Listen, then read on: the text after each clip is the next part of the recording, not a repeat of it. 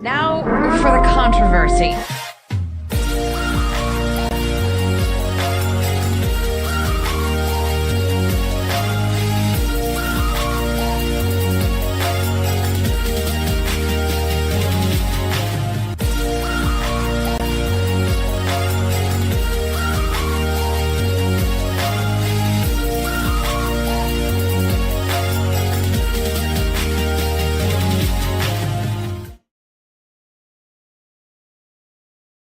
Alrighty. Hello, everybody. Welcome in to another episode of the Full Send Half Pass Podcast, episode 156 on this fine August Tuesday. Tonight, we're going to be talking about the NASCAR races this weekend, Richmond for the Trucks and Cup, the finale for the Truck Series regular season, as well as the second penultimate race. Is that how you say it, Tom? Ultimate race? Yeah, For the that's it. NASCAR Cup Series regular season. So we'll talk about those races with you guys as well and share our opinions and thoughts. As well as the ARCA Series had another race this weekend on dirt. We'll give a quick summary of that.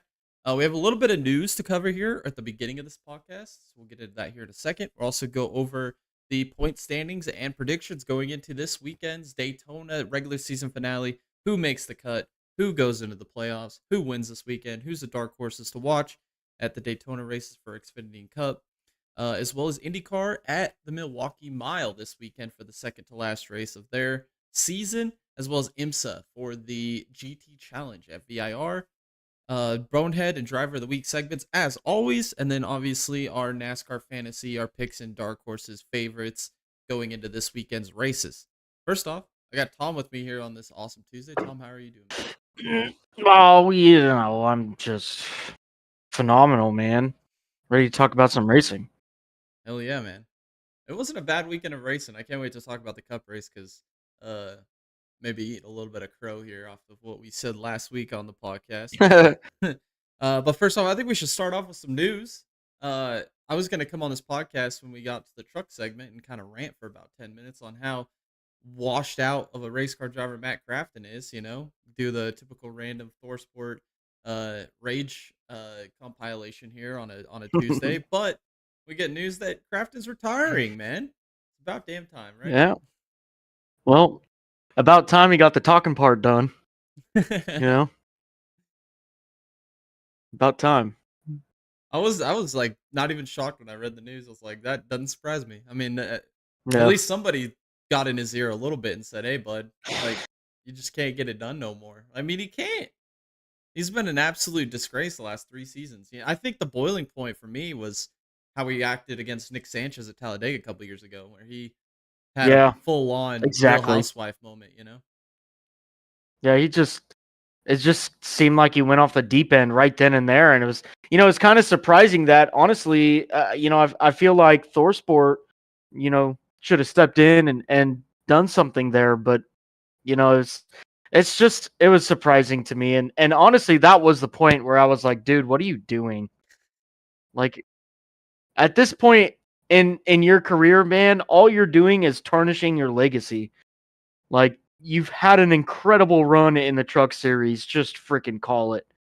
You know, how long ago was that? Was that last year? Was it last year when that happened? It Or was might it have 2 been years last ago? year. It might have been 2 years ago. I can't remember. It's all blending together. It might have been last year. Um, Yeah.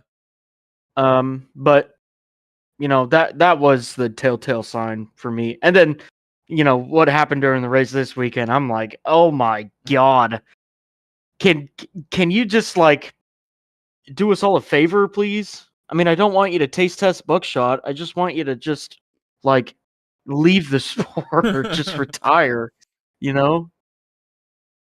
Yeah, it was pretty crazy, man. Pretty crazy. But Majeski sounds like he's gonna get the 88 ride with the Menard sponsorship. So I feel like that's well deserved. I mean, considering he's the defending champion in the truck series, now he's gonna get like a stable sponsor and kind of be the flagship guy over there at ThorSport for the foreseeable future. I think that's big dub for Majeski.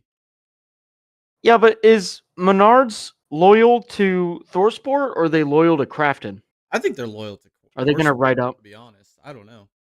are they gonna write out their contract and then dip, or do you think they're gonna stay? I don't know, man. That's a good question. I have a Yeah. feeling they're gonna I stay, don't dude. know that either. Majeski seems like a good fit for the Menards brand. I mean, he's winning races, competing for championships. I mean, Seems to be the only one that's competitive out of that stable. oh, 100%. I mean, Ben Rhodes is like it feels like he's the next Matt Crafton. Inconsistent. Yeah. He's so inconsistent. Yeah, it's bad. I mean, ThorSport's had a terrible year. I mean, it's been terrible. I Yeah. mean, we've mentioned it multiple times on this podcast throughout the year. It was surprising Yeah. the speed that Majeski had this weekend, which we'll talk about here in a little bit. But damn, we'll see. We'll see. I mean, that's a good question. I don't know. Maybe Menards will write out this contract, and Majeski will be left without a sponsor once again. We'll see how that all plays out here in the foreseeable future. Next new sponsor for the Xfinity series. It's going to be the O'Reilly's Auto Parts series now. I mean, come on, man. Come on, man. I mean, somebody brought up a good point on X that I read. Like, are we going to continue to call it the Xfinity series like the old people call it the Bush cars I'm gonna keep or the calling Bush it the series? Xfinity series. I'm not gonna lie. Like, not gonna Honestly, lie, the O'Reilly's. Xfinity made a really good name for themselves with the tier 2 cars, you know?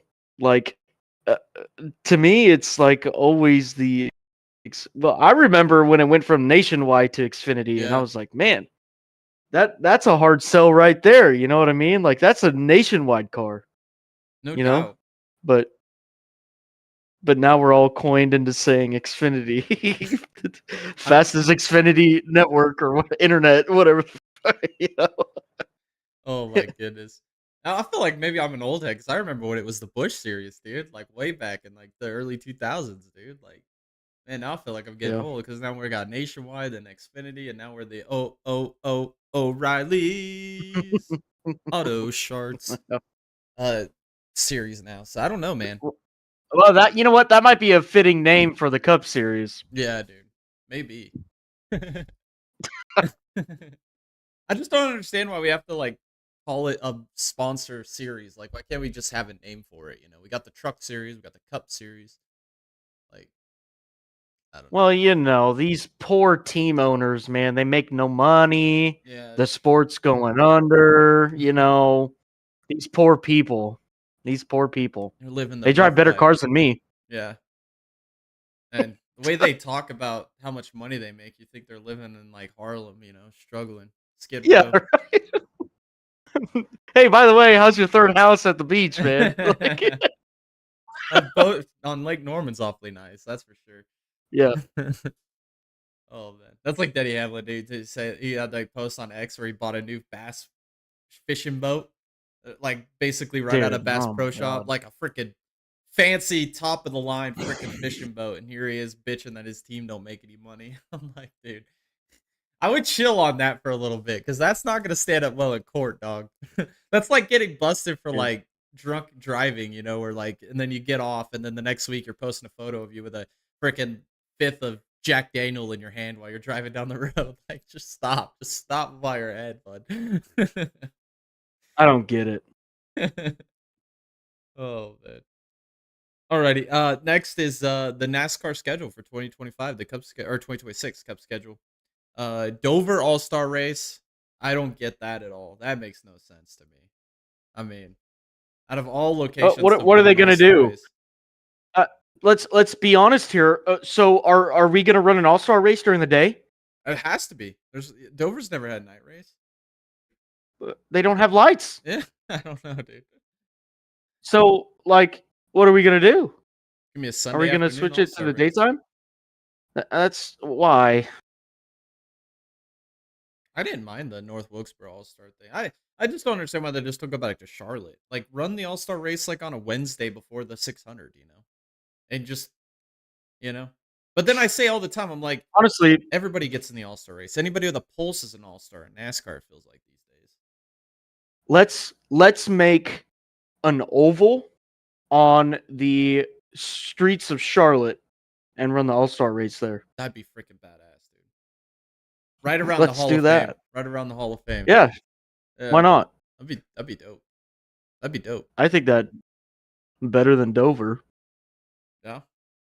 Or we just do a figure eight. I'm down for a figure eight All Star race. Yes. Yeah. You know what? That is the $1 million winner right there. Yeah. I think that's what we do too.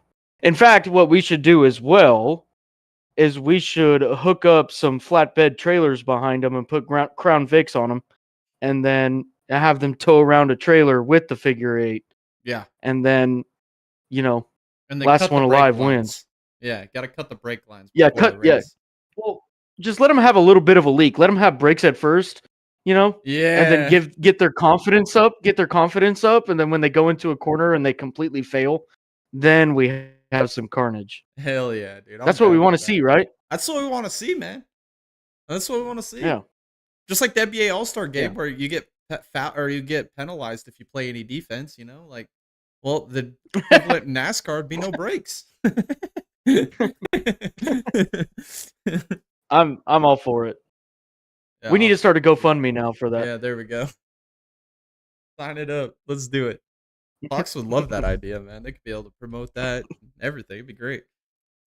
And then I guess the other big thing on the schedule release, besides obviously we know the San Diego Street or Naval Base race, which is gonna be badass, but the new finale. They're gonna move Phoenix to the first round of the round of 8, and then they put Talladega, then Martinsville, and then Homestead is the finale again. So, I think That's a dub. announced. Yeah. Well, I don't know if it's official. That's the leaks that I've seen, so I'm just talking about it. Oh, I haven't done any research, so I don't really know. I don't know. I'm But down for a Homestead that's- finale. All right, let's Yeah, see that's a dub. That's a big dub right there. Yeah, I agree. And the Roval looks like it's back on the schedule again for 2026 as well. So thank God these anti-SVGers can just shut the hell up for a little bit, because I mean the Roval is not like the greatest course ever. I honestly would rather go to an actual road course than the Roval, but I would rather go to the Roval than race another oval. Like we Yeah. need more road courses Same. on the schedule. So it's like I'll take the Roval if we can't get like Road America or Road Atlanta or something in the playoffs. Like I'll deal with the Roval. At least it's something different. So I don't know. We'll see how the schedule Right. plays out and everything gets announced. It looks like Bowman Gray back for the Clash. No shocker there. Again, still too many cars get into that event. I mean, that's the thing that gets me with all-star races in NASCAR. It's just like anybody with a swinging appendage gets into the damn thing. It's like, come on, man. It's just Well, do maybe you need 25 guys in the all-star race when there's only like 36 that show up on a regular basis? That's like 3/4 of your field, man. It's like You should have like 12 guys in the All-Star race. It should be like a 75 lap shootout. That's all you need, bro. Like, come on. The All-Star race needs to be ran with all 3 series like an IMSA event. Yeah, I agree. You take the top like 8 of each series and you run the All-Star race. Yeah. Top 8 in points in all 3 and run an IMSA event at a road course. It would be freaking badass. Or just do it at Martinsville. It'd be really fun to watch at Martinsville. Dude, it would be funny if the freaking Xfinity cars whooped the shit out of the Cup cars too. They would. They would. They have more horsepower. Yeah. They don't have as good a braking ability, and like, I don't know. I think it'd be interesting. I think it'd be a fun show, dude. I think it'd be fun. It'd be interesting. That's all I got for news, honestly, for this Tuesday. So I think I'm ready to talk about the truck race. Ty Majeski. We mentioned it with earlier with the ThorSport announcement with Crafton, but damn, dude, did Ty Majeski have a rocket ship this weekend? I didn't watch the race like on TV. I was working, so I was listening to it on MRN. And by God, dude, that MRN, this is the first thing I got to get off my chest. The MRN broadcast or the radio telecast, whatever, was freaking awesome, dude. Like, there was a point in the race where they were 3-4 wide for like 10 laps, and the broadcasters were losing their absolute freaking minds, dude. I'm sitting in my car with somebody's Taco Bell, and I'm just freaking laughing my ass off, dude. Just freaking giddy, dude. Like, gotta listen to this. Like, I'm like all stalling, driving slow, you know, like trying to listen to this and play out. And then I go home, and I'm like, well, I gotta go watch the highlights now just to see what I listened to, see what it looked like on track, and they never even showed the 3-4 wide racing segment of the race. I don't know if that's a Fox thing. I don't understand why the broadcast has to be so much better on MRN than it wasn't on the highlights. I mean, unless they didn't put it in the highlights and it was on the broadcast and I haven't watched the broadcast. I don't know, dude, but it just seems I guess what I'm saying is the race just sent so much cooler listening to it on the radio than what the highlights presented it as, I guess. I just don't understand that. Just blows my mind. Fox, baby. It's gotta be, dude. It's just ridiculous. But yeah, I was losing my mind. But yeah, Majeski, dude. I mean, just dominating the race. So it sounded like he had the best long run car. Corey Heim, every restart, like when I'm listening to it, every restart, Corey Heim had the lead, was leading the first 5-10 laps after restart. And then Majeski would take off. And then he was just opening massive gaps. I mean, they were saying he had 10, 15, 20 car length gaps at times. I mean, I think at one point they had lapped all the way up to like 6th. I mean, just unbelievable what the pace that Majeski had this weekend. I did not see that. Well, I kind of saw that coming. I'm feeling that he's going to be the one guy that's going to be able to contend with Heim at Phoenix when it comes championship time, if he can make it there. But damn, dude, I was surprised how fast his car was. And then, as you alluded to earlier, Tom, Matt Crafton. I mean, how many cars went through that oil slick and didn't wreck? But then Matt Crafton goes through the oil slick and wrecks his teammate. I honestly think that's just an excuse. I think so too, man. Because I watched it's an excuse. On the highlight video, you can see like 5, 6, 7 other cars go through that same patch that Crafton did, and Crafton was the one that lost control underneath his teammate, who was leading the race. Yeah, he stepped on it. I mean, that was like classic hung money right there. It was terrible. It was god awful. It's a cop out in my opinion. You really can't change my mind either. I mean, that's just a cop out. I mean, how do you, I don't like, honestly, how do you know, with somebody with that much experience, you know, how do you not know, first off, how to drive through an oil slick like that? If there was an oil slick. Right. I'm convinced there wasn't an oil slick, like 100%. You know, I don't understand. I honestly think he was probably just daydreaming about his 25-year-old girlfriend or something. I don't know. The dude had no business being on track. No, he hasn't had business being on a professional racetrack for over a year and a half now, maybe 2 years. That was ridiculous. I mean, wipes out Majeski. You know how furious I was listening to this on the radio? Like, Majeski's got the lead. They come back from one of them commercial breaks, and they're talking for like 10, 15 seconds, and all of a sudden you hear, oh, the leader Majeski's around, Crafton into his teammate. I'm like, what the dude? I'm like, fucking Crafton, man. What is happening? Like, what? And then, like, they never even mentioned anything about an oil slick or anything. They just made it sound like Crafton got in the bottom, lost control, wiped up into his teammate. Jay, MRN has people at the track Yeah, calling the race. You think if they would have saw an oil slick, they would have reported it? 100%. Like in their talkings, they didn't. It's a freaking cop out, dude. Yeah. There was a point It's in a the race cop-out. too, like, and to your point, they would know because there was a guy, I can't remember who it Yeah. was, but they parked on the pit entry lane. Like, he just drove up, parked at pit entry, and just got out of the car. And they're like, there's a fire, there's a fire. And then on the broadcast, like on the thing, they didn't even, like, Mikey was like, is there a fire or something? What's going on with that race car? Yeah, man. Like they would have seen it. They would have reported it. There was no reporting. It's a cop out. Yeah. It's a conspiracy. Especially when I think maybe NASCAR's paying them. Yeah, Maybe. NASCAR's paying them to have ThorSport not win. That was ridiculous. I don't know. Throw the tinfoil hats on. I mean, it worked out in a sense for Majeski, though. I mean, I think the damage was too much. It cost him the win because the car did not have the long run speed at the end there, that last like 30, 40 lap segment there. He was able to still restart within the top 6 because of how many cars they had lapped. So it wasn't like detrimental track position wise. But I think when he got hit by Crafton, spun around, tagged the inside wall at the rear end, I think that did more damage and more hurt to that car than anything. Everybody's saying that Heim, his car, they just made the right adjustments and it was fast at the end. No. His car was quick at the first 10 laps like it was all night. But then he leveled off and Majeski wasn't able to close in. Majeski went through the rest of the cars. It just didn't have the pace. Majeski still had the dominant car no matter what. I mean, if we were still talking about a green-white checkered finish to this race and Majeski was out front, he was still going to win the race. Right. I mean, we're talking about like an absolute, Ty Majeski's race to win. You know what I mean? Like it was his day. It was, his truck. It was his team. It was his race, and that really, really got erased by his teammate. Yeah.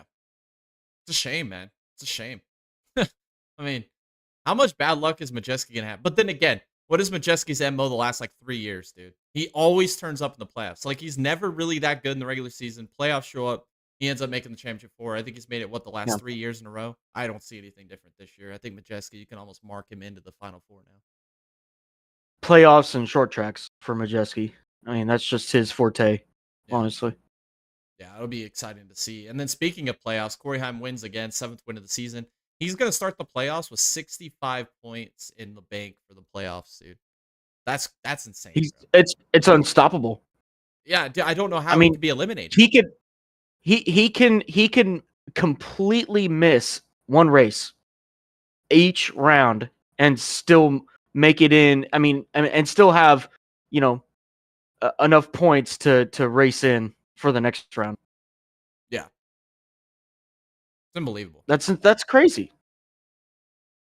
And honestly, nothing, not taking away from Heim. I mean, he capitalized with other people's bad luck. Let's give credit where credit's due. But I mean, that was just honestly, that was a heartbreaking night, man. That was Majeski's race to win. Well, it feels like, sometimes the racing gods owe you one. Well, with as many bad luck things that happened to Heim, it felt like this one kind of came back to him after all the stuff that's happened to him. So I think Majeski's race will come back to him. It could be Phoenix, dude. Honestly, if I was Majeski, I'd be like, if I get one race back, hopefully Phoenix is the one that comes back to me because that's the one that matters. So it'll be interesting to see. Yeah. Also, I have to shout out Jake Garcia, also in a ThorSport truck, has been mid to terrible all year. I mean, ThorSport in general. He did a good job this week. It finished P7, locked himself into the playoffs. Had no pressure from behind. He ends up securing a spot. No new winners. So thought I'd give him a shout out because I think he deserves it. ThorSport showed up with some trucks this weekend for him and Majeski. They're both top 10 all day. So, well, he was top 10. Majeski was dominant, but that's here nor there. Anything else out of the truck race? I think I pretty much covered it all, right? Yeah. Yeah, I think so. All right. Then Saturday afternoon was the Alan Crow 100 for the ARCA series. Isabella Robusto, Lawless Allen, dude. I wish I would have got a replay of this, dude. How the hell did he destroy his car so bad, dude? I mean, they were on a dirt track. We're pinned against the inside wall. Like, what did he hit, dude? That car was freaking destroyed, bro. That was so funny, man.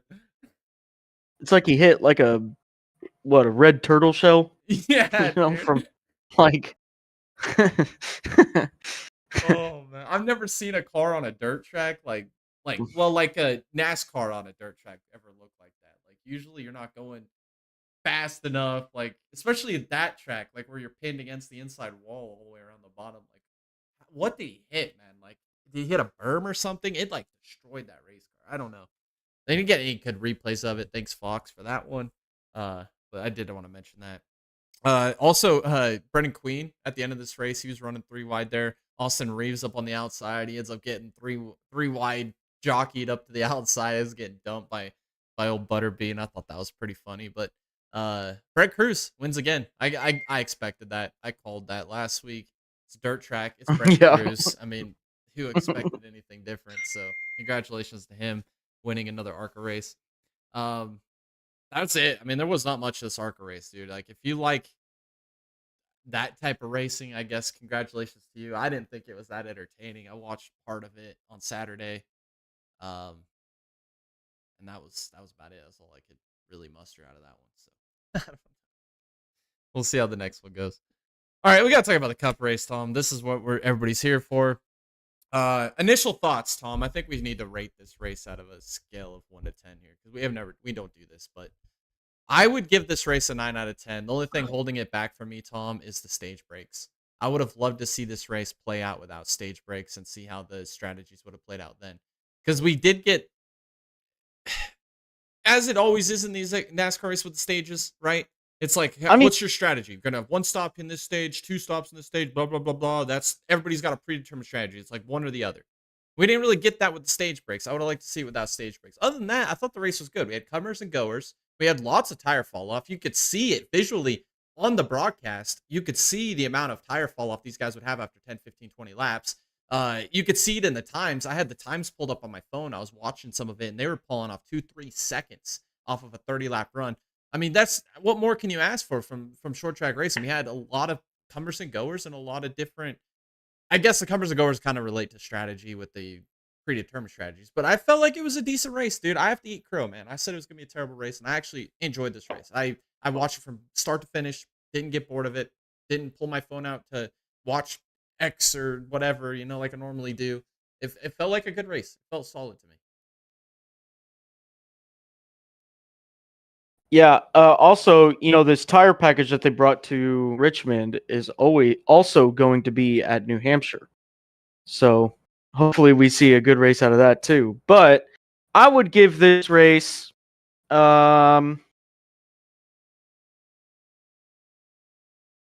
know what, Jay? There was massive amounts of progress with this race. Yeah. Stuff that we've been talking about for years. We saw probably the best Bristol race in recent memory 2 years ago at the spring Bristol race, and we haven't been able to recreate that for forever.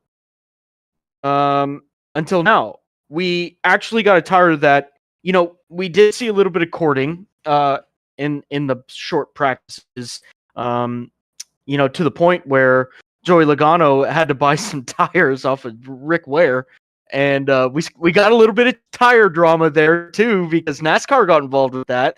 And then we had fall off. We had just a little bit of strategy there because I can remember at the beginning of the broadcast they were talking about, well, you only have enough tires, if you want to break up the final segment in 3 stints, you can, but if you get a late restart, then you don't have another set of tires to go on, or you can risk it with 2, and if there is a late caution, then you can stick those tires on. So there was a little bit of that, and I could see that because of the tire fall off. It made it more interesting, in my opinion. So, you know what, Jay? Just with everything that has been going on in the past, the past since 22 till now. You know what? I'm going to give this race a 10. I think this is what the short track package needs to be. I think that the tire fall off is so freaking critical to the racing with these cars that it needs to happen everywhere. And we took a step in the right direction this weekend, and it really needs to be brought upon the decision makers. And honestly, it hurts me to say this, but the decision makers at NASCAR and the decision makers at Goodyear, man, give yourselves a pat on the back because you guys actually did something right. I mean, by God, it took you 3 years, but damn, can we please get more of this? Like this is what else could you ask for? I mean, for the less diehard NASCAR fan, you even had carnage. I mean, we had a massive pileup. Like the big one at Richmond. This race almost had everything, right? I mean, this race almost had everything. I think the strategy could have been played out a little bit better without the stages. Absolutely, it would have caused incredible amount of drama surrounding the tire drama that was going on already. But look, I just think that give credit where credit is due. They made the right decision. This tire was freaking phenomenal. We aren't racing with tires that are harder than the stones that Jesus walked on anymore. This got some tire fall off. So I think there's just a lot to be said there, Yeah, I agree. It felt like because we said the same thing about North Wilkesboro. Like North Wilkesboro this year's All-Star race was a really good race. Like solid race. I enjoyed it. There wasn't a ton of passing, but there was a lot of side-by-side battles. There was a little bit, you could see the tire wear was a factor at points, especially during like the open with SVG trying to alternate tire strategy, move it through the field, and then maybe losing out on the tire advantage at the end with the late race yellow. And then you saw Nemechek obviously drive to the field, qualifying in the All-Star race. And then we saw that in the All-Star race with the end with Joey Logano. Really good at the early runs, fading, and then Bell coming on late. Like, it was a good All-Star race. I feel like they built on that, and it did even better this race at Richmond. I enjoyed it. And like you said, we had a little bit of everything. And you mentioned the big wreck. I mean, Kyle Busch just, I mean, I don't know, man. I put a little bit of fault on Briscoe here, too. But, I mean, the only reason I'm going to nominate Kyle Busch as Bonehead of the Week is the fact that he, not only did he hit, I don't know if you saw it during the broadcast, he door slammed freaking Denny Hamlin under yellow, dude. That was so freaking funny. They're both running in like the mid-30s because Hamlin had that pit penalty. And he just freaking door slams him under yellow. And Hamlin goes on the radio, is like, is he okay? And Kyle Busch is just sitting there still scuffing his time. I'm like, what the hell, man? Like, I'm getting red just thinking about it because that was freaking hilarious. I don't think a lot of people watching it live even noticed that, dude, honestly, to be real with you. But I saw it. That was so funny. And then he runs into the back of Briscoe, causes the big one at Richmond. Honestly, this was just kind of a race where Busch just kind of lost his mind a little bit, if you think about it. Like going into turn 3, the big pile up, right hooking Chase Elliott, hitting Denny Hamlin. I mean, what didn't he hit? The pace car? That's about it. If it had been a couple hundred more laps, he would have. It's hilarious. I mean, yeah, he was an absolute wrecking ball this weekend. What a race for Busch, man. And that's funny is we both predicted him to be like an outside threat to win this race, and he was just anything but this weekend. He was an outside school threat is what he was, dude. Oh my goodness, man. He was a tragedy out there.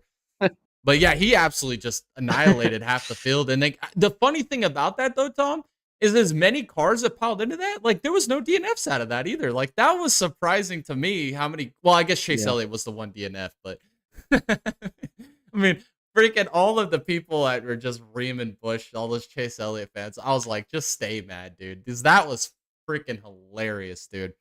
I mean, that was just that was funny. That was just funny. I mean, especially watching the wreck happen live, and then I look up and I see a car pointed at the outside wall. I'm like, who else is wrecking? And then they did the onboards, and I'm like, oh my god, KFB, what are you doing, bro? Like, what was going through your mind? Like, he had to woke up on the wrong side of the bed this morning. Does KFB get a penalty for right hooking? I don't know. Does he? I don't know. Does Chase Elliott get a penalty for wall riding right there? Yeah, sheesh. That's what I'm talking about. When we can Hey, get we got to rid be of that, consistent, dude. man. We gotta be consistent, dog. Yeah, But I thought KFB really made this race whole right there. That was hilarious. Denny it Hamlin. really was. I felt like Denny Hamlin had the best car. I mean, within that first like 20 laps, when Priest had the lead, Allmendinger was up in there, I think. Reddick was in there, Hamlin. Like I was comparing all four of those cars, and I felt like those were probably the four best at the beginning of the race. And I was like, dude, Hamlin's car is just way better. Like it just you could visually see it was just better. And then as the run continued on, Hamlin started moving through the field. And then he did the strategy to split the first stage in half, which Priest and Elliott and I think Bowman were the three that didn't, which I didn't really understand that call at the time. But Hamlin like, had the best car, but then they fumbled it. They had terrible pit stops all night long. He gets a speeding penalty. He gets ran into by Busch under yellow and under green flag conditions. What an eventful day for Denny Hamlin, man. That was crazy. I felt like he threw this one away. Yeah. Yeah. Oh well. Oh well. Oh man. And then also Daniel Suarez, dude. I mean, if this guy gets a cup ride next year, it's all purely because he's funding the ride. I mean, this guy's ridiculous. He drives in. He's on newer tires than Gibbs. Gibbs is not even running the bottom line. Gibbs is running the middle or the second line in turns 3 and 4. And Suarez got fresher tires. So what would you do in that situation? I don't know. Probably use the inside line and just pass it. But Daniel Suarez decides instead of doing that, he's just going to run the same line as Gibbs and he's going to asshole him. And then sends him into Reddick, takes Reddick out of the race. Like, is Suarez brain dead? Like, is there a lot of thought process behind anything this guy does? I mean, you've got to be kidding me. I don't. Do you think he's a little salty because Mexico's not back on the schedule? I don't know. Just ridiculous, man. I just don't get it. I don't know. I've never really been impressed with Suarez. Let's really dive deep into here. He won the Xfinity title basically because what was it? Justin Allgaier got wrecked on the final stages of that race. No, it was Greg wasn't. No, that was the year after. It was Chris. Somebody stayed out on old tires in front of Christopher Bell and held up Bell, and Suarez picked the opposite line and was able to go off and win. It was somebody whatever it was. It was stupid. Yeah, it was dumb. It was very, very dumb. So he got a title that way. And then he goes into the Cup Series with JGR, can't do anything, much like Ty Gibbs. You know, can't do anything there. He gets cut from JGR. He goes to Stewart-Haas, can't do anything there because Stewart-Haas dumped Kurt while he was doing just freaking fine at Stewart-Haas. I honestly forgot he was at Stewart-Haas. Holy cow. Yeah, he went to Stewart-Haas and then he went to Trackhouse. Well, he went to he go race for the Gaunt brothers or whatever for a year part-time and missed the Daytona 500 and all that tragedy and all that. Well, why don't we just like look it up real quick? Look, the main point is that Daniel like I just like he hasn't been like he hasn't been the driver that everybody was thinking he was going to be in the Cup Series. Like he could probably go back down to the Xfinity Series and be an Xfinity lifer because he's probably he'll go back to that car. He'll probably be pretty good at it. You know what I mean? But like kind of like Justin Allgaier, couldn't make it in Cup, but damn, he's pretty good in the Xfinity Series when he can beat up on the lower tier drivers. But you know, like I don't know. I'm trying to look. He did race for the Gaunt brothers in 2020, and then in 2021 is when he went to Trackhouse. Yeah.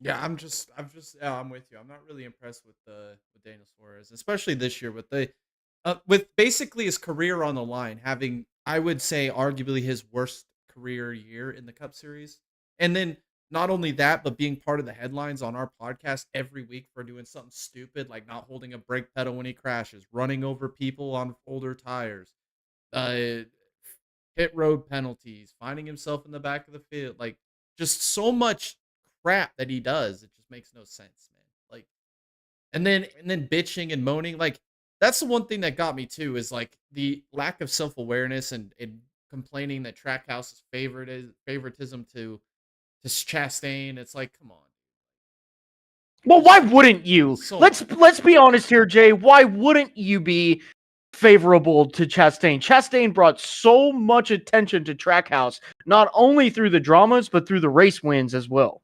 Like, why wouldn't Trackhouse try to pursue or try to build up Chastain more than Suarez, who can like barely win one race a year? Yeah, and I still don't think You he know, won that Atlanta race. I'm gonna go to my grave with that one.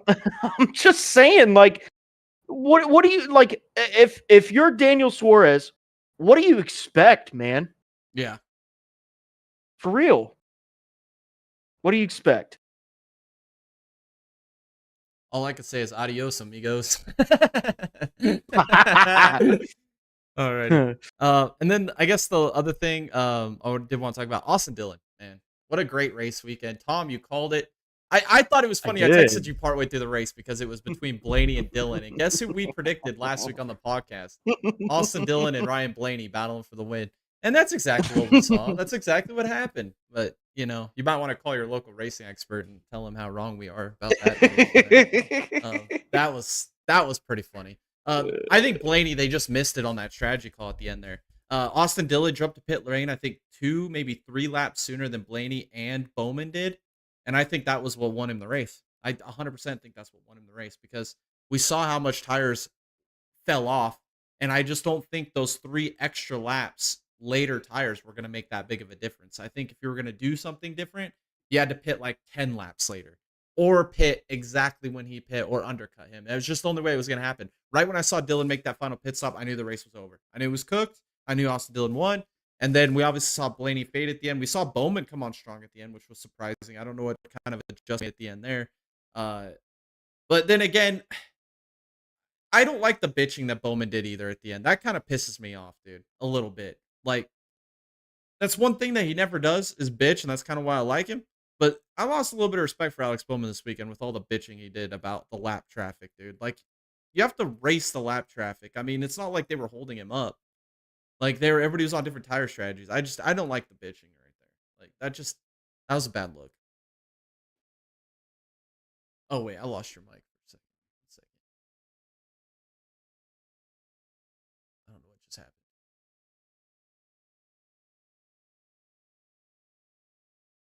All right.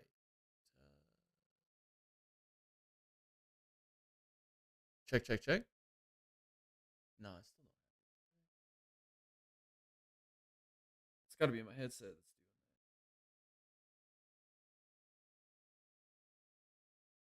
Let's do it. 1 second.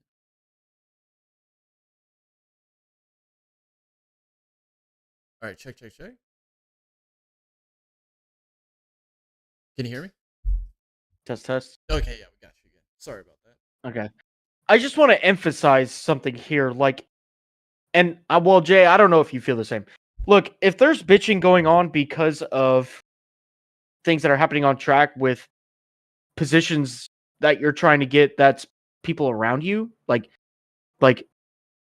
if Van Glizzy and Alex Bowman were fighting for position Yeah, and he was bitching about that, that's different than complaining about Van Glizzy being a lap down and Bowman not being able to get around him.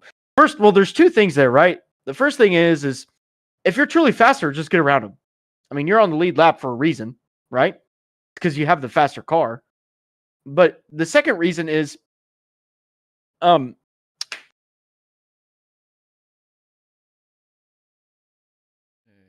forgot. What was it? Can you hear me? yeah, I can hear you. Yeah, I just forgot. The only thing I that just had a major brain fart. that's all right. The only thing that gets me though with the bitching is none of them were running his lane. Like, That's Yeah, what it's I mean. completely different. That's what I mean. Is like if I understand like if somebody was like right in front of him running his line and they were a lap down, I would understand the bitching. But watching back on the onboard, all of the people in front of him were running different lanes. Nobody was running his line. Like SVG's against the wall. I think Gregson at the time was a lane up. Jesse Love was the guy that he was really bitching about, was like 3-4 car lengths ahead of him, kind of in his lane. But it's like none of them were directly just like blocking him right in front of him. Like that's different to me than somebody using a different lane, I feel like. I remember my point. The car is just, it's a little bit more aero dependent. The dirty air affects it. He was side by side with Van Glizzy for a while there, and so you really can't bitch at the driver, dude. Well, and I think Van Like, Glizzy was also in his position racing for the free pass as well. yeah, So but my that makes point sense. is, well, Van Glizzy has the opportunity to race whoever he wants to stay where he's at. If you have the faster car, you have to pass safely, and if you have the speed, then you should be able to do it. But the car as well in this whole situation. What I'm trying to get to is you shouldn't be bitching at the drivers. You should be bitching at NASCAR for the car. Yeah. I mean, and this is a typical run of what we do, of just what we talk about on just how bad the car is. Right. The dirty air is still a problem. I mean, we can all admit that, and it was evident right there with Alex Bowman and what he was trying to do. I think with the dirty air, regardless, he did have the faster car, but yeah, I'm not trying to shift blame anywhere else. I'm just making a Right. point. No, I get it. And really, he can't be too mad because he threw away Homestead. He should have won Homestead. And he threw that away, and then he should have won Atlanta, but he decided to play team orders and push Elliott to the win. So it's like there's multiple reasons that he could have already been locked in, but he chose opposite ideas and made mistakes. So that puts him into our next segment, which is the NASCAR cut line. Reddick 15th in points, 29 points above Bowman, who is their cut driver, and then Buescher 60 points back, which I would say that's not enough. That's too far of a point gap for him to pass Bowman or Reddick. Bowman can pass Reddick. Buescher can't pass Bowman in points. So Bowman, I guess it comes down to I don't think Bowman makes playoffs. I'm just gonna say it right now. I think it's over. I think we're gonna get a 16th winner later in this final race. What would be absolutely crazy? If Cody Ware won this race. You feel me? No, what's crazy though is just... Bowman's like 9th in the points and Reddick's 7th in points, and either one of those guys could miss the playoffs. Yeah. Welcome to our playoff format. Yep. Hope you're proud, NASCAR. It just makes me back to that one. What was it? 2022. Truex was 3rd in points, dude, and missed the playoffs. It's crazy. Fucking mind blowing. It just makes no sense. But it's this format we live in because some people that make a lot more money than us make the decisions. All right, drivers of the week, Jake Garcia, P7 in the trucks. Like I said earlier, I think he deserves a shout for locking himself into the Truck Series playoffs. Sean Corr, P5 in the ARCA Series race. I don't think this guy's ever finished on the lead lap in ARCA, and he finished P5 this weekend. Unbelievable. And then I'm going to give a shout out to SVG, man. P14. It might not sound good on paper, but this dude was absolutely rim riding the outside line all night long. The only guy really doing it besides Kyle Busch on experiment. And he was fast. He was making it happen. He made his own line at Richmond, learning and experimenting. I thought it was a great run for SVG. I think it was a well-deserved 14th place finish. And like I said, he was battling for the free pass at the end of the race. There's a lot of cars that were lapped down that wasn't in that position. SVG did put himself there. So I thought that was pretty cool to see. I think I might be wrong, but I think he was the highest finishing Trackhouse car this weekend too. So that was pretty freaking impressive. Bonehead, I'm just going to nominate. There's not a lot of great options this week, but I'm going to nominate Lawless Allen because of him tearing up his car. I wish I'd have seen a replay on that, but that was just hilarious on a dirt track. I wanted to put Matt Crafton in here, but I feel like him retiring and us shitting on him was enough for the week, so we'll leave him there out of this whole deal. Daniel Suarez wiping out Tyler Reddick needed a shout, and then Kyle Busch being a wrecking ball this week. I'm curious to see what you guys think on those. Vote for those polls; they'll be up after the podcast. I'm curious to see what you guys think. Leave a comment if we have a different driver of the week or bonehead of the week that we didn't mention here on the podcast. All right, Tom, I think it's time we talk about this weekend's races. We got ARCA Series at Madison. We got Xfinity Cup Series at Daytona, the finale for the regular season for the Cup Series. The DNXT and IndyCar Series at Milwaukee for the penultimate race in the IndyCar Series season. And the IMSA Series and the Pilot Challenge at VIR for the GT Sports Car Weekend. Notable entries for the Xfinity Series, Justin Haley with Colleague in the 11. Eric Almirola for JGR in the 19. Raja Karuth making another Xfinity start with Jordan Anderson Racing. Josh Williams found a ride with Alpha Prime. And then Natalie Decker, by the way, the first woman driver to have a baby to come back and race in NASCAR history. Put some love on that. Put some respect on that name. Should be a DGM this weekend.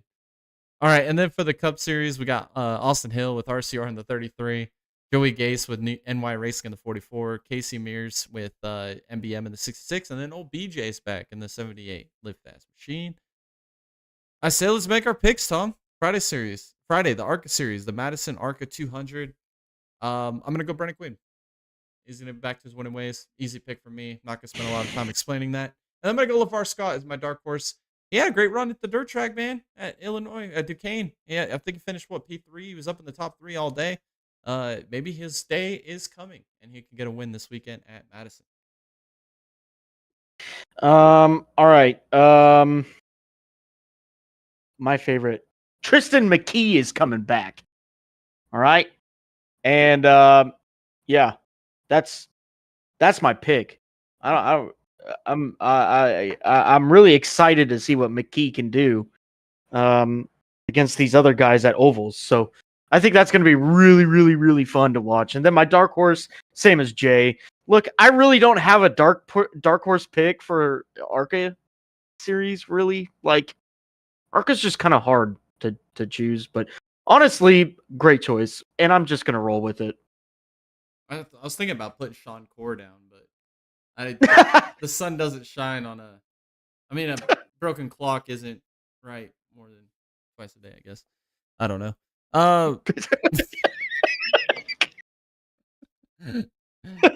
Alrighty. Let's go Xfinity Series, the Wawa 250 on Friday. I'm going with the man that just barely survived almost a near tragic head injury. He's the best driver in NASCAR, probably the best driver in North America. He's going to be an all-time great in motorsports history when it's all said and done. He's going to come back with some redemption. He damn near won Talladega this year. He was leading on the last lap on the back straightaway before he got put in the wall and broke his back, which there was a conspiracy theory I actually saw on Twitter about that, Tom. I posted that. Apparently, it was a fake back injury so that they could put Larson in that 88 car for a week so that they could get it tuned in for him to start winning because the stats show it. The stats show everything, Tom. Apparently, before Larson got in that car that 1 week, he had only one win and like 3 top 5s. And then when he got back, he's got like 5 wins now, look, like 150 top 5s. So God forbid this guy gets some freaking experience and starts doing good. You know what I mean? No shit.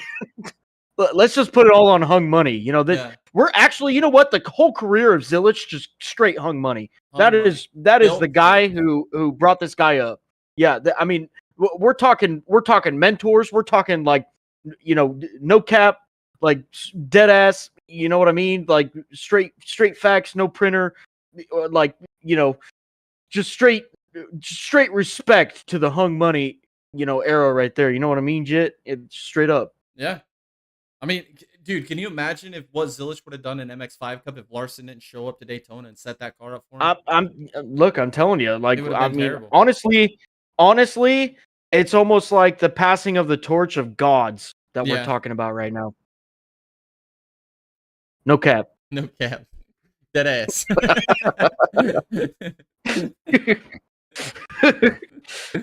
Yeah, so I'm going C Zilly this weekend. He's gonna freaking win this race. Gonna dominate it, bank some more playoff points. The redemption tour is alive. Go Z Zilly, greatest race car driver on planet Earth right now, in my opinion. And dead ass. No cap. Oh man, he's OD, as the boys in the hood say. I don't know. ODOG. Yeah, and then my dark horse. This man is always at the front in super speedway races. I swear to God, man. They call him Flying Fast Foster or something like that. He has the Dude Wife sponsorship in the past. Our Motorsports, you let him go, and now you don't exist anymore. That's shame on you. But I'm looking at Anthony Alfredo this weekend, man. Watch Anthony Alfredo do some things this weekend in whatever the hell car he's driving, and just impress the hell out of you. He's gonna be at the front at the end of this race. He 99% chance he doesn't win, but you're gonna know he's there. You're gonna know he's putting up a fight, and he's going to make it interesting. Anthony Alfredo is my dark horse.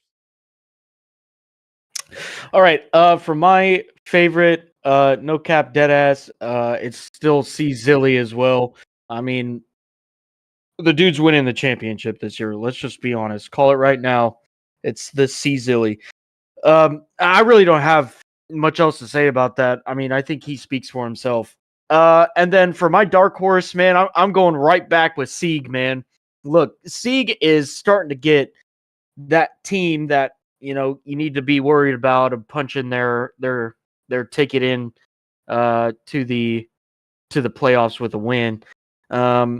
He's really fast at super speedways. He's really fast at the big ovals, probably 1.5s and up. But I mean, this is his element here. And I honestly think we see Sieg at the front in honestly no time. I think Sieg's going to be stupid fast, and we're going to be seeing him up front. Great pick. I'm excited for this race. This race last year was really exciting. I think it's going to be exciting again. It's been a series that we winded down the regular season. I think there's only a couple more races before we get the playoffs started with these guys, and Daytona's on that list. And then for the Michelin Pilot Challenge Series, Virginia's for Racing Lovers Grand Prix. I'm going Windward, Mercedes to win Grand Sport. I think that Mercedes, that this track is just a perfect mix. They dominated here a couple years ago. I think we see it again this weekend in the GT4. I'm going to go with the number 12 Supra and TCR. They've had a rough year. A lot of unfortunate finishes. Maybe this is a track that could turn it around. For TCR, I'm going the number 98 Hyundai because they are dominant. I mean, you could pick any three of the Hyundai teams out of the Herta Autosport team to win, and you're probably going to be correct. So that's where I'm going. And then for my darkest, I'm going with the Cupra again. That car is one hell of an ugly looking thing. It's slow as hell. So it'd be fun to see them. But you know what? It's the aura that it brings with it, brother. That's what it. That's why. That's why. Radiates masculinity, bro. Oh man. We could jump to the Cokes Zero 400 on Saturday, the Cup Series race, the final race of the regular season for the Cup Series. My precursor earlier, I said Bowman's not making the playoffs, and if he doesn't make the playoffs, what does that mean? That means we have a new winner. Who's the man that wins this race? Well, he ain't waking up on the wrong side of the bed on this Saturday morning coming up. He's got everything in the world to lose and nothing to gain. I'm going with KFB. Jeez. KFB's going to win this race, dude. He almost won it last year. What? You know what? I chose Austin Dillon last week, so you know what? Anything's possible. Oh, man. Do you know how crazy it's going to be when KFB wins this race and eliminates Bowman from the playoffs, punches his ticket in, and then becomes a first-round elimination? But it can happen. That's the format we live in. And then my dark horse, I'm going with Carsavar this weekend, man. I feel like he's got one mentality and one mentality only, and that's to wreck half the field and win the race. And I feel like that's what he's going to do. He's bringing home the wheel or the checker flag at the end of this race. Watch out for Hosen Carsavar this weekend. All right. For my favorites, this is really just going out to the naysayers. Really, I have, no other reason why I'm choosing this driver. Honestly, it's just to piss everybody off, and I really hope it does. But I'm going with Van Glizzy, a hot topic in the NASCAR community of the past couple of weeks, and honestly, I hope he does win, and I hope that it just shuts up the boomers. Really, I'm so tired of people suggesting rule changes so that road courses mean less. I know. You know what I mean? Like, it's so ridiculous. Some of you guys are just insufferable, and I love playing along with it because it's free entertainment. But like, I don't know how you guys live your day-to-day life. Honestly, you could probably make like a TV show out of it. You know, The plebs. of real NASCAR. or the real housewives of NASCAR. How about that? I think that's pretty fitting. And then for my dark horse, I'm going a little bit more serious with this. And I know this guy's had some bad luck in the past couple super speedway races, but let's be honest here, okay? The performance of this team has drastically gone up. Typically when you see a new car enter onto the scene, especially with a team that has existed with a set amount of cars for so long, that team is just not there, and it takes a lot out of the team, and it brings the rest of the team down. What have we seen this year with the number 60? We have seen improvement after improvement after improvement, and honestly, the 60 car, in my opinion, is the strongest car of the RFK stable. And I think, yeah, Priest has had some bad luck at super speedways. My God, has he had some bad luck. But I think Priest is on a different level now. I think Priest is mentally on a different level now. I think that absolutely we can see the 60 realistically battling for the win the entire race. And honestly, I don't think there's really an alternate universe where we don't see it. I think we're going to be seeing the 60 up front all day long. So that's my dark horse. I like it. I like that pick. I think Priest could definitely be a threat to win. I mean, I don't know, man. This race can be so hard to predict. It's going to be wild. Yeah. It's going to be wild. Anybody can win, really. I mean, Tom just made a joke earlier that Cody Ware could win, but dude, we almost saw it a couple of years ago. He finished third? I mean, it can happen. So who knows? We'll see how it all plays out. Good luck to your favorite drivers. Hopefully they are locked in the playoffs already and see if they can clinch it. All right, and then Sunday we have the NXT series with the Firestone at Milwaukee. I'm going with Kyle Collette. He's bested he's bested Hauger a few times already this year. He's shown the pace on the ovals. I think he's going to get some redemption for that race at Gateway that got kind of slipped away from him at the end when Lockie Hughes went by him. I'm going to go Kyle Collette this weekend. And then my dark horse, this guy, I mean, he's the only one in the Andretti stable that hasn't won yet. It's Salvador De Alba. I mean, he's so good on ovals. This could be the weekend he finally punches that ticket and gets a win in the NXT series, man. So I'm going to go with him as my dark horse. Okay, for my favorite, I'm just going to go with shit, the easiest freaking pick here in the world, the low-hanging fruit. I'm going with Dennis Hauger. In fact, did you see that there's a potential that he's going to Juncos next year? That's crazy. Andretti's going to put him on a loan. I mean, it better be a loan. I wouldn't let him get too far away. Yeah. So that's what's coming up for Hauger, but yeah. So dark horses, I chose Jameson.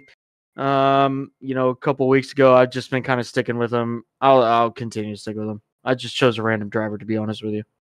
Yeah, I think we need to get Papa Big Daddy, New Guinea, Papa Savas again. That's who we need to get back in the NXT series because he is a hell of a wheelman, dude. Until he comes back, Diablo will be my dark horse. So, and then Sunday also we have the IndyCar Snap On 250 at Milwaukee. Championship soda. Pelot's got it sealed. We saw Penske win the last race at Portland with Will Power. Nothing in my brain tells me that Penske's not going to win this race, man. This just has to happen. Scotty Mack has to win a freaking race before the end of this year. I'm picking him to win this weekend. I know I probably just jinxed the hell out of him. He's probably going to wreck before the race even starts, pull another Indianapolis. It's been a rough year, man. Scotty Mack has had a rough one. Penske's had a rough one. Maybe they've turned some momentum around here. Maybe they're just getting prepared for the next season. Maybe they've got one last card to play. And maybe it's this weekend in Milwaukee. I'm going Scotty Mack to win this weekend. They finally get a win in 2025. My darkest, I'm going David Malukas, man. He's fast on these ovals. He's going to be a threat. I heard a lot of people saying that Cooter was going to be a good dark horse pick this week, but I think that man still needs some therapy after what happened at Portland. I think his head's out of it for the rest of the year. I don't think he'll be driving an IndyCar full time in 2026. That's just me. So I'm going to go Malukas, a safe pick on the dark horse here. I don't know why I did that. I meant to do this. Yeah. I'm just going to go with my normal favorite and dark horse, which is Palou and Malukas. Because, I mean, we're locked up with Palou, right? Malukas just needs that freaking win, man. He just needs to dig. And here's also my justification for Palou. Palou's been getting really good at ovals. I don't know if you noticed or not. He really has been. And I don't know if it's because of like Dixon that's been helping him, because it's not Simpson, because he's the newest guy out of the bunch. But like, it honestly just could be the Palou effect. You know what I mean? Like, he's got the momentum, he's got the headspace, like he's just clicking on or firing off all cylinders. You know what I mean? Like, I don't know, but Palou is really getting a lot better at ovals, so that's really fun to watch. But for my dark horse with Malukas, I'm still on that Malukas comeback tour. I think he's still probably one of the best drivers in IndyCar. Just drives a Foyt car, and yeah, you can't change my mind that that's not affecting his performance. So Yeah, I agree. That's a good pick. I think it'd be cool to see Malukas win this weekend, man. That'd be freaking awesome. Now for the final race of the weekend, the IMSA Series, the Michelin GT Challenge at VIR. This is the GTD Pro and the GTD classes this weekend. I'm going with Rexy to win in GTD Pro. I have a feeling BMW is going to do some more crime to the good old boys there at Corvette, and it's going to be another tragic weekend. Must at Ford, who knows? They might get ran over. I don't know what's going to happen with the Fords this weekend. I'm going to go with the safe pick. I'm going to go with the number 77 Rexy machine. I think that Porsche is going to be quick this weekend. Then my dark horse, obviously, as always, this damn Lexus, man. It'll make you pull your hair out. It's just tough to watch, man, with how talented of drivers they have and how successful that team's been, to watch them just struggle with an outdated car. I'm going to go with the number 14 Vazzy as my dark horse. All right. For my favorite, I am going to go with the Mustang. I'm going to go with number 65 Mustang. Remember, man, last year, the Mustangs, man, they were doing hella good. And now that program is a lot better. All right. I think realistically, we could see a Mustang winning this race. Realistically. My dark horse, of course, it's got to be Vazzy. Man, I think I've chosen Vazzy for like 2.5 years straight. You know what I mean? Like, it's just the best team. It is the best team. Best paint schemes too. Oh yeah. And then for GTD, I'm going with Windward. I said it. They're going to dominate the GT4 program on Saturday with the Grand Sport Series in the Michelin Pilot Challenge. I think they're going to do the same here in GTD. I think that the Mercedes, they were super fast here last year, dominated last year. I'm going Windward for the win. And then my dark horse again, I'm going with the number 12 Vazzy. Same reason if I picked him in Pro, man. Come on, Vazzy, get her done, bud. All right. I'm choosing my favorite. Is the same as Jay, but for completely different reasons, and that's because IMSA screwed them over at Daytona, and I want to see them back on that tour of them just kicking ass. So I'm choosing the 57 basically just because of that. And then for my dark horse, of course, I'm going with the number 12 Vazzy. Yeah. I don't think I need to say much after that. I agree. Should be a good race. We got 3 races left on the season for IMSA. This is the third to last race here at VIR this weekend. Should be a good one. All right, last thing for the podcast this week, we have our NASCAR fantasy picks. My lineup this weekend for Daytona. I'm going Cindric. I'm going Logano. I'm going Buescher. I'm going Busch. And I'm going Hosen Carcevar. All right, I'm going Preece, Busch, Van Glizzy, Buescher, and I'm gonna do it. I got Cody Ware on this MFer, baby. I got Cody Ware. You're probably the only one that's used Cody Ware at all in the entire world for fantasy in NASCAR. It's great. I love it. Watch him do good. That's crazy. Oh man. Next to matchups, we got Busher versus Dylan. I'm going Busher. I think Tom nailed it with the Priest prediction as a dark horse. I think the RFK cars are going to be extremely fast. The only problem is there's one spot left and three of them battling Yep. for it. It's going to be interesting to see who gets priority on that deal. Yep. Same thing. I'm going with Busher, and I really don't think there's an argument to it, to be honest. All right. The next one is Bowman versus Reddick, which is an interesting one because these guys are mathematically still battling for that potential final spot in the playoffs. I'm going to go Bowman over Reddick. I think Reddick plays it extremely cautious and safe. Bowman's going to be aggressive because he has basically to win, because if he wrecks out and there's no new winner, he still makes the playoffs. If he runs up front Yeah. and gets a lot of stage points and wins the race, then he locks himself in. If he doesn't win the race, scores a lot of stage points, and Reddick doesn't do good, he's going to make the points playoffs over Reddick anyway. So Bowman's attack. That's only game plan he has this weekend. And I think that's going to lead to more stage points. That's going to lead to a better finish than Reddick. So that's why I'm going to take Bowman. I'm going to take Bowman purely based off of I think he has to make the playoffs in order to stay at Hendrick, and I think that basically everything that Jay just said. He's going to be super aggressive. I do think that the 45 is going to be playing it safe. I think he's going to be sticking in the back. He's going to have some of his Toyota teammates that have already won. His Toyota teammates are going to help him go to the front. Like he has that kind of support, where on the Chevrolet side, it's a little bit of a different dynamic.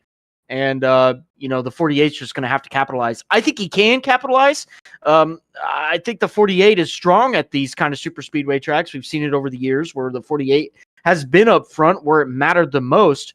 But I just think that there's two different philosophies going on here between the two different engine manufacturers, those two different camps. And I think one's going to play it safe. One's going to be aggressive. I think the 48 has the potential to be up front pretty much all race long. And I think that's going to pay off for Bowman. I think he's going to stay out of all the shit and just try to finish the race. Not just try to finish the race, but, obviously go for the win as well. Right. Next one, I think this is a good matchup as well. Bush versus Priest. I'm going to go Bush over Priest against all of my instincts and all of my brain knowledge and power. Just purely because I picked him to win the race. I just have a feeling, man, this is the week that Bush gets the win. Yeah, I'm going Priest. I don't know. After the mental breakdown that we saw at Richmond, man, could you imagine at Daytona? You know what I mean? But then on the other hand, you got Priest, who hasn't finished a freaking super speedway race without having to go to a trip to the hospital in the past 3 years. You know what I mean? It's just, I don't know. This is actually a really good pick. This is a good matchup right here. Yeah, it's a really good one. I thought the same thing. And then the next one is Brad Keselowski versus Ty Gibbs. And again, like Tom has alluded to, I'd see Gibbs being aggressive, maybe conservative at the beginning with the Toyotas. I don't know what their strategy is, but I know what RFK's strategy is going to be. And those three cars are going to link up all day long, and they're going to try to put themselves in a position where one of those three cars wins this race to lock in the playoffs. So I'm going to take Keselowski over Gibbs.